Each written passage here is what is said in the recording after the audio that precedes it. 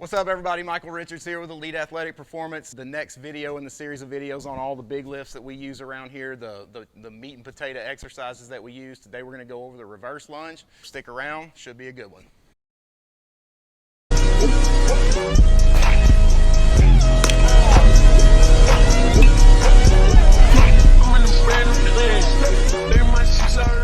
So why do we use reverse lunge instead of a forward lunge, right? So a forward lunge is your traditional lunge, what you would think about where a person lunges like this, pushes himself back up.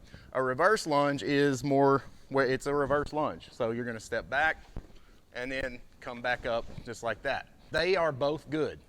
Just like everything else, there's not really that much good and bad when in this industry. There's just tools. These are all tools. A reverse lunge is going to have a little bit more emphasis on the hamstrings, the posterior chain, the glutes, things like that. And I know that you will pretty much never do too much of that. And the athletes that I get are already going to have quite a bit of quad work done. You've heard me talk about being a bucket filler before. I'm going to look at them and I'm going to say, well, their quad bucket is very full. And even if they're not training or working out at school, they're still getting, if they're an athlete, they're doing a lot of things that are quad dominant. You're just never going to do too much hamstring work, okay? So bucket fillers, I know that I want to fill that hamstring bucket. It's not, I know that the water in it is not as high as the quad bucket. So that's why we use that, just a different stimulus. So what are the movements that we use for the lunge, which obviously we use the reverse lunge, but there's some variations of that we use. So the first one is just your traditional lunge. And so I'm going to use a traditional back rack hold, which we'll go over the holds that we use too.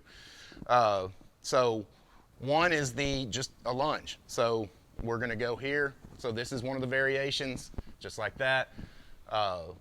Just a traditional reverse lunge. Now, one of the other things we'll do is called a pulse. The pulse is like this. They're going to get their foot back here just like this. This knee goes almost to the ground, and then this front leg just almost straightens out, just like that. But their feet stay apart, okay? So that was one rep. We typically go 5 sets of 3 or 5 sets of 5. So that was one rep, 2, 3, 4, 5. Just like that. And sometimes I will use an isometric hold, which is just here. I'll use it in our younger athletes with very little, if any, weight. But I've gotten more and more away from that over the years with the barbell. So that isometric hold is going to cause a lot of muscle soreness, which lunges in general are going to do that. If you have athletes that are in season in particular, they got games going on and all that stuff, and they haven't been reverse lunging or lunging before, this is not the time to add it into their program. You got to wait until the off season, okay? So that's for sure.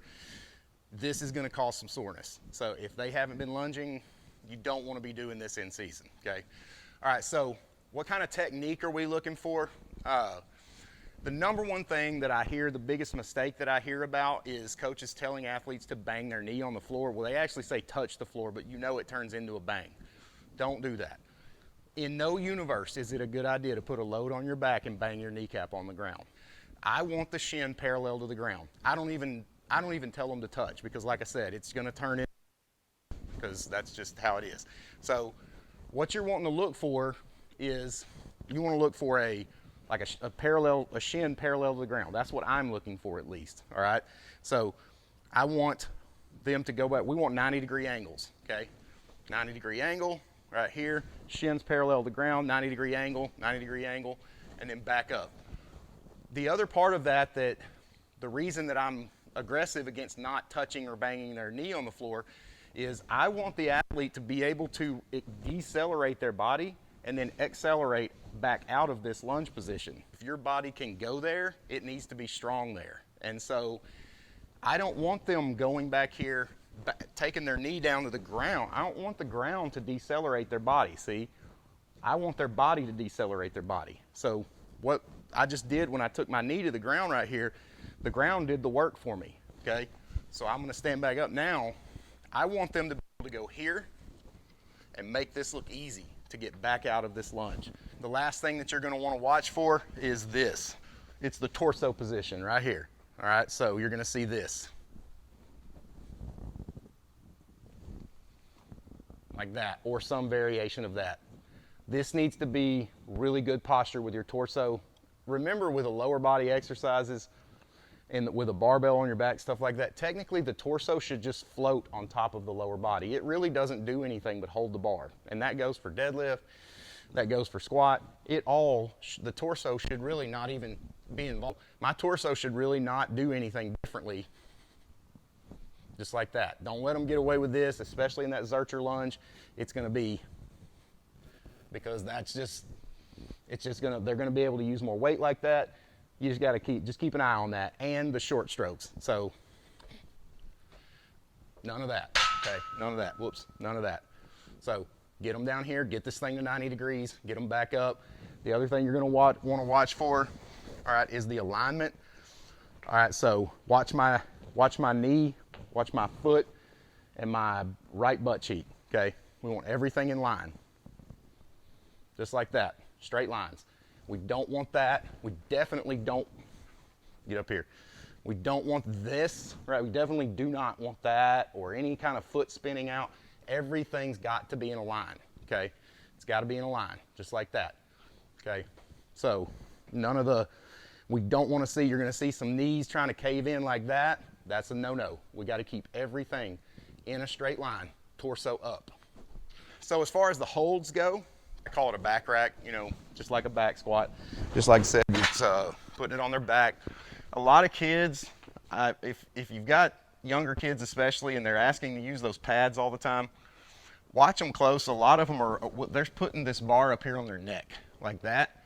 And if you see that I would want a pad too if I was putting it on my neck. Get them to roll that thing down just a little bit. They're not gonna like it at first.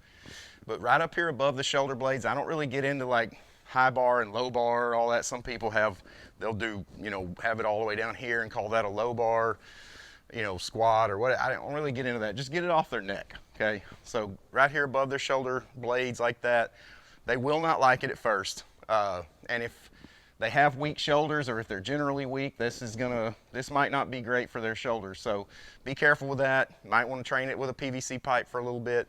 But anyways, this is what I call a back rack hold, and we'll rotate through these just like we'll rotate through the movements. One week it'll be a back rack pulse reverse lunge. Some weeks it'll be a Zercher pulse reverse lunge.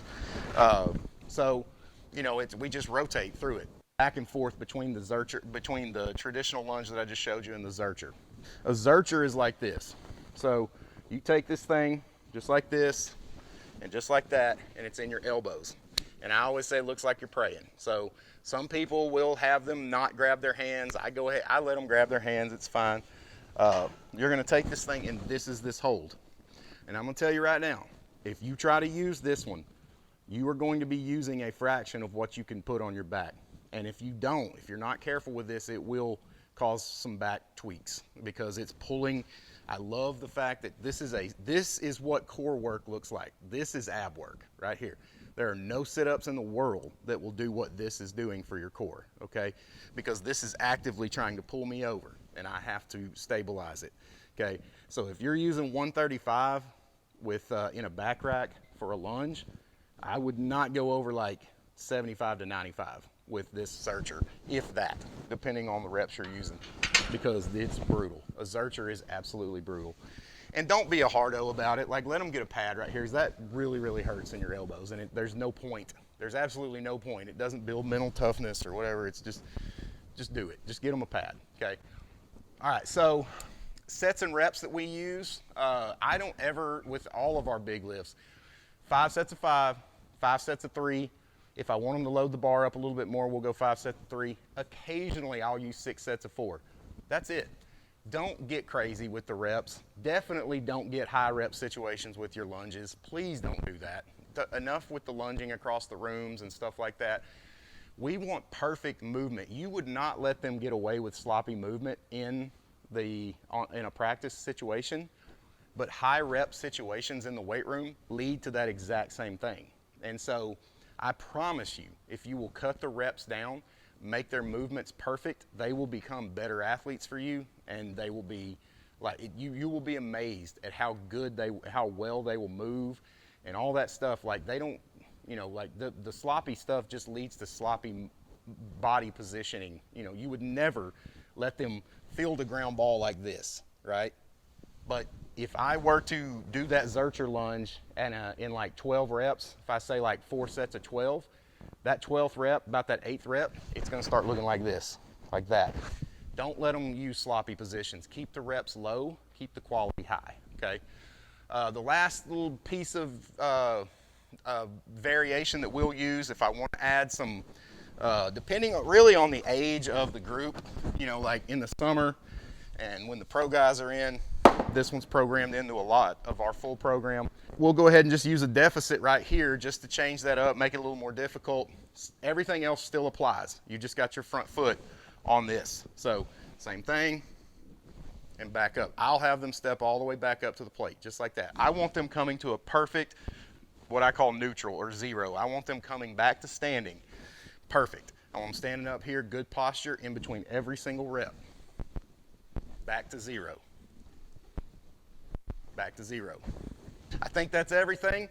Hopefully that helps. If you've got any questions, let me know. Leave them in the comments, and we'll see you in the next one.